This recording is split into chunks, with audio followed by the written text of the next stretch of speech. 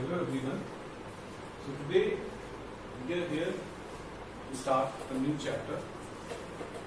So before giving you the introduction, let me tell you that this physical quantity which we are going to discuss today, that is very important in our day-to-day life, and we use it everywhere almost, doing all the household activities, and that is very common. That is force. So force. This is a ball. Suppose if I need to move that ball, what I have to do? I have to just give a push like this. To move that ball, I have to give a push. Now on the other side, you can see I just want to stop that ball because I won't allow it to fall down from the table. So that means I am giving a push. Again I am giving the push. Here I am giving the push, that is a force to move that object. And here I am giving the push on that moving object to stop. So what does it mean? So force is simply, we can say, push or pull, right? Which is used for a body to move and which is used to stop a moving body. On the other side, in your school, you might have observed during the period you are taking out the books. Like if I am taking out the book from that bag, so what I am using? I am using a force. What kind of force? Whether it's a push or pull, I am applying pull, right?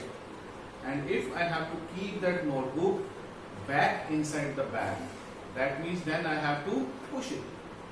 That is pull and push. Pull and push, right?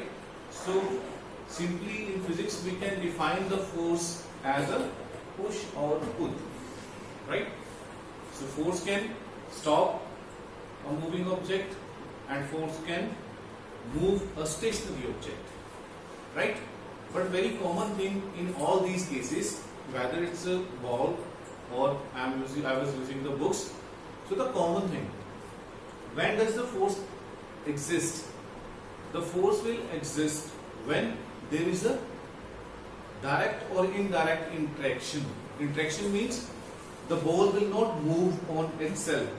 I am applying like this, I am moving my hand on this side, on that side, but that will not move. The moment I will push it like this, that means there is need of interaction between the objects. So that is the cause of force, right? So direct or indirect. Why I am saying indirect? Because later on we will discuss the different kind of forces in which we will see that there is an indirect interaction between the objects, but the interaction is required. That is the cause of force. Same way, if I am pushing that ball like this, there is a change in shape. So force can change the shape of object also, right? But it's not necessary that every time if I will apply the force, there will be a change in the shape or there will always be a motion, right? For example, if I am applying the force on that table, if I am applying the force on that table, I am not able to move. That means, but I am still applying the force. But the reason is that that force is not sufficient to produce the motion, to make that table move, right? So it's not necessary that every time whenever you will apply the force, it will create a motion or it will create a change. But there may be change, very small change which is not observable.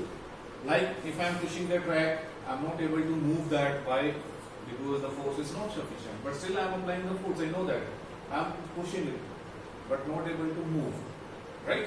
So force can change the speed of the body, right? Same way, if I will apply, so the ball is coming like this and I am moving like this. So what is happening here? What is happening here? Force is changing the direction. Force can change the direction of the object also. So force can move the stationary object. Force can stop the moving object. Force can change the direction of the motion of the object. Force can change the shape of the object, right? So it's possible that all these changes will take place and only one or two changes out of these will take place, right? And one more which I have discussed, that it's not possible that every time force will produce the motion, right? Thank you.